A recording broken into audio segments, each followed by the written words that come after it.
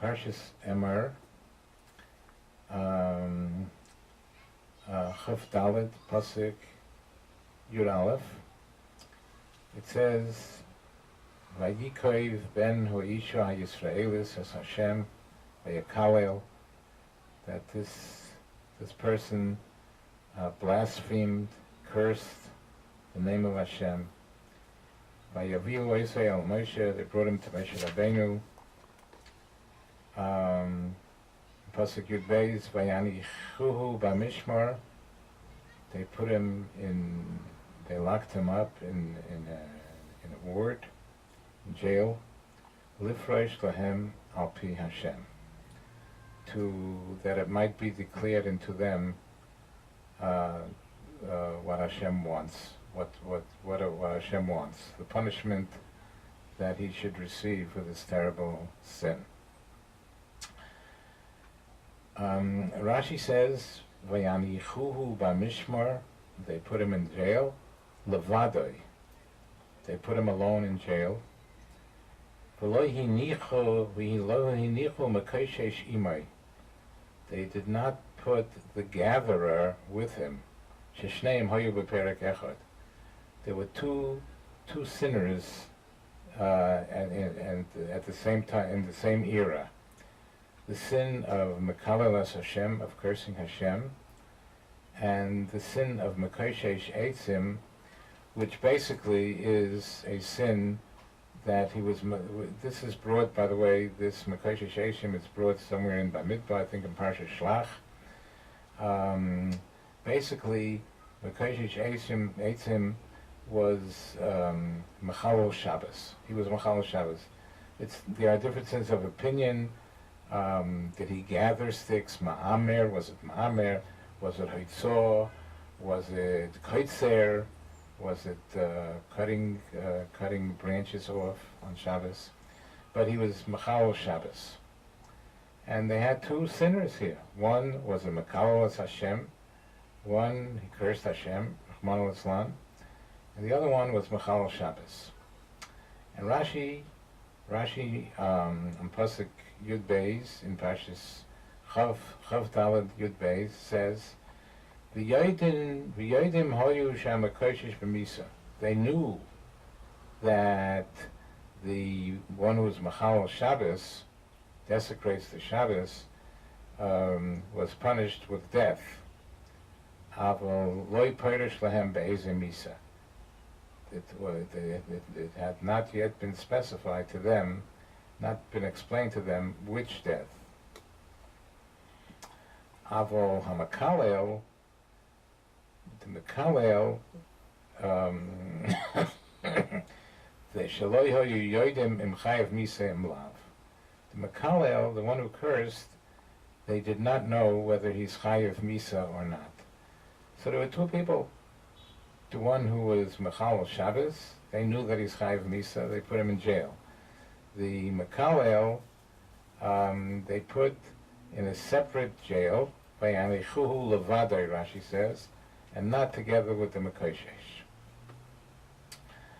And the question is,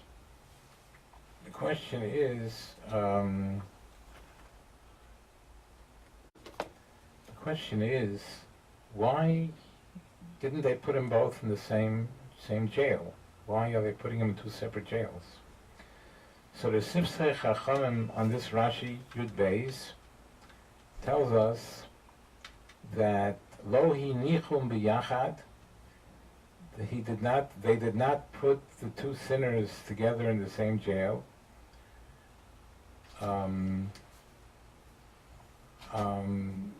Because they knew that the Mekoshesh, the Mechal Shabbos, is Chayiv Misa, but the Mekalel, they didn't know whether they didn't know that he's Chayiv Misa. They didn't know that.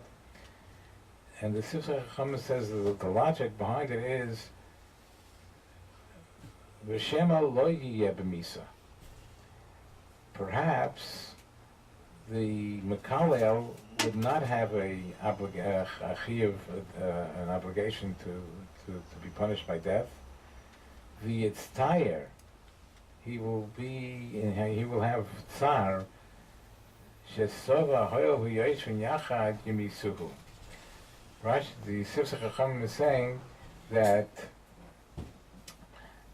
if they, since the Mekalel did not know whether he's Chayav Misa, maybe he's not Chayav Misa, if he would be put in the same jail as the Mekoshish Eitzim, who's definitely Chayav Misa, then he will have tsar. He will have tsar. He will have pain. He will feel terrible. The Mekalel will feel terrible that, they're putting him, if they're putting him in jail together with the person that's definitely Chayav Misa, most probably he'll also be Chayav Misa. That's what he would think. And if he would be Chayav Misa, he would have tsar. So therefore, they put him in two separate cells, so he shouldn't have to suffer the tsar of maybe he would be Chayav Misa. This is what the Sifsei Chacham says to explain why they put him in two separate cells.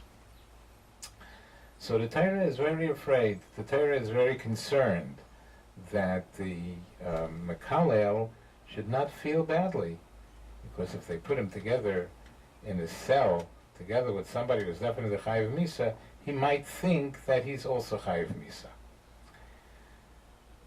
And the question is, who cares? Why is the Torah so concerned for this Russia?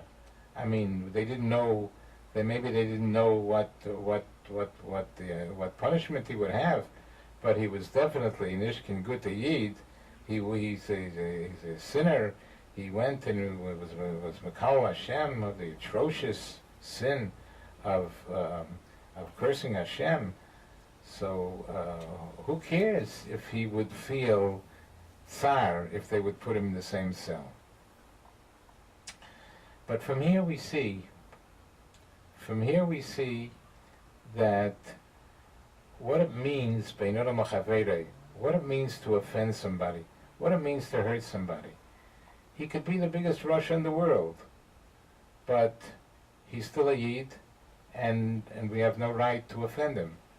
And they went they went out of their way to make two separate cells, so that the Mekalel, the one who cursed Hashem, should not feel badly and think that he might also have to be Chayav Misa, that he would also be Chayav Misa. The Torah went out of their way to put them in two separate cells, not to offend this wicked person. Even a wicked Jew is a Jew that we are not allowed to offend. Hashem should help us that we should understand the meaning of Bein Adam Chaverei, what it means to offend somebody, and that's chus, if we will be careful and work on ourselves not to offend anybody, and Hashem will bring the Geula Shlema from Hed of Yameinu. Amen.